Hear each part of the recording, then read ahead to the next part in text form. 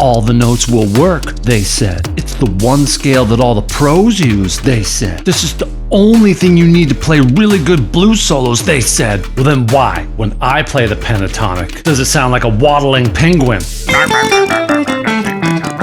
Can anybody tell me that? Guitar Friend Tim. Hello, guitar friend. Years ago, one of my good friends, a fantastic songwriter and guitarist, said something about the pentatonic scale that has forever stuck with me. He said, never play more than 3 notes directly in a row, or else you sound like someone who just learned the scale. Wow, is that true?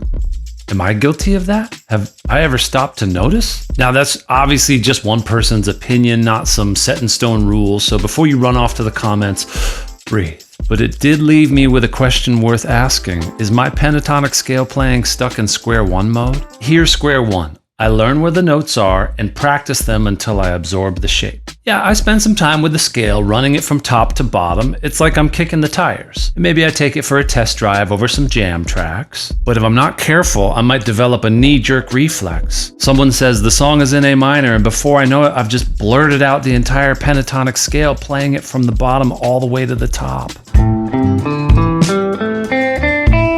Not realizing that ain't music. It's just information. And I know that too, but what do I do? So the not so healthy habit I've fallen into is, in my effort to memorize the shape to play no wrong notes, I've turned the scale into just a linear sequence of notes. A string of stepping stones I was trying to land on perfectly at all costs. And that gets me sounding like this.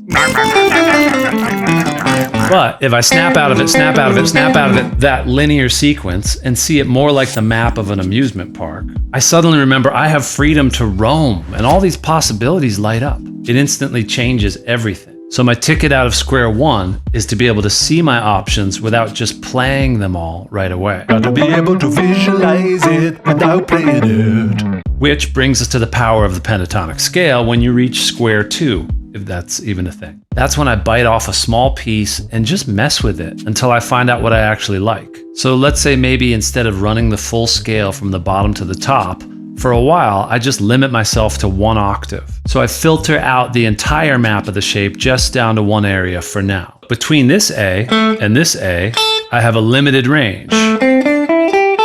It turns out it's fun to play shorter phrases, and I'm less likely to get lost, because I can always see where the nearest root, the A, of the scale lives, and that's my anchor. Always have a root. Or route. So let's break the chain with a little game. Our starting A minor lick is just straight up the scale, root to root. Congratulations, square one unlocked.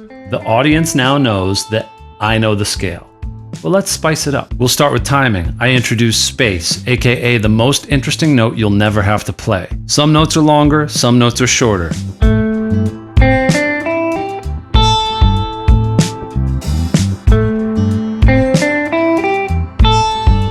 Next, I mess with repetition. Not only is repetition not to be feared, it's what memorable melodies are made of. It adds a conversational, vocal quality to the phrases.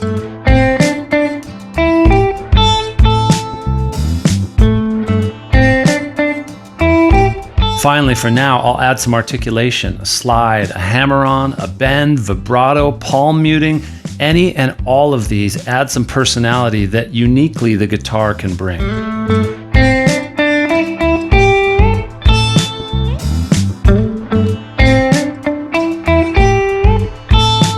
Excuse me, do you have the tabs? Well, hello there, Tabitha. New character alert, by the way. Oh. Well, in this case, you might not actually even need the I tabs. just saw your hands moving, and I was wondering, where can I get the tabs? What if I told you that it's so simple with this pentatonic scale shape? You just use your ear. I mean, it might even stick better if you find the notes that way. Ooh, wow. Well, yes, that certainly sounds like one way to do it. I just much prefer if you can... Release the tab. Holy crap, Tabitha! Give me the PDF, you bitch. You want tabs? I got some tabs. They're in my latest series of mini lessons on GuitarFriendTim.com. It's my brand new site where we get to dive into all the concepts and techniques we only touch on here. I make custom jam tracks like the ones you're hearing today, and fun quick lessons with one objective in mind: to help you express yourself on the guitar. And in the newest lesson, I created a really cool Motown-inspired track with lots of chances to play tasty triads, pentatonic fills, and we're mixing major and minor blues licks. So if you're looking for specific fun takeaways that you can use right now today, I got you. So after we shred a little bit more here, head on over to guitarfriendtim.com, and I really appreciate it. Thank you. Bring on that bonus! Okay, so let's take stock. No more March of the Penguins. I'm breaking things up with space, repetition, articulations, and I got multiple roots to my root, right? Very nice. I can party in A minor all day. But let's say it's a major pentatonic I need. Well, I don't know that scale.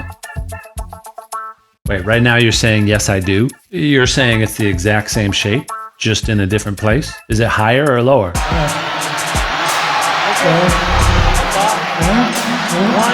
I can't take it. Just tell me where it is. Is it here, here, or here? For real? Are you sure?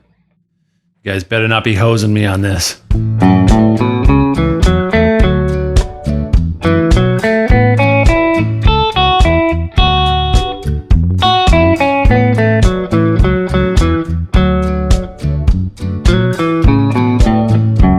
Okay, sounds pretty nice, like all the notes work, but something sounds a little off, don't you think? Oh, I know. I was giving it the wrong emphasis. You know, when the emphasis is wrong, it's hard to understand what someone's saying. Because, you know, I'm over here emphasizing. Sorry. Okay, so yes, the A major pentatonic shape visually matches the A minor pentatonic shape if I were to slide the whole thing down 3 frets. But if I'm aiming at these notes in the shape like I was doing over here, treating them like possible anchors to begin and end a lot of my phrases with, it'll sound a little odd or unresolved. Because down here, if I'm trying to play the root notes, the A's, these aren't those notes now. So it's almost like having a different accent. Le pentatonic. All right, so where are the A's in this shape? Okay, all right, let me mess with it.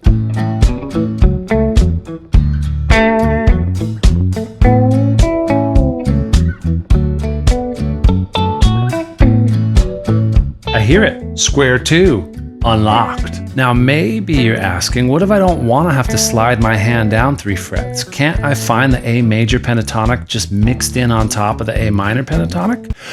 You can. In part 2, I'll tackle exactly that. And then we'll be able to start playing some major and minor blues mixed together. I tell you, once I got that under my hands, I had my major and minor pentatonics commingling like an oiled up penguin. I am so slippery. I'm so sorry. I'm sorry to everyone. The penguins, most of all. National Geographic.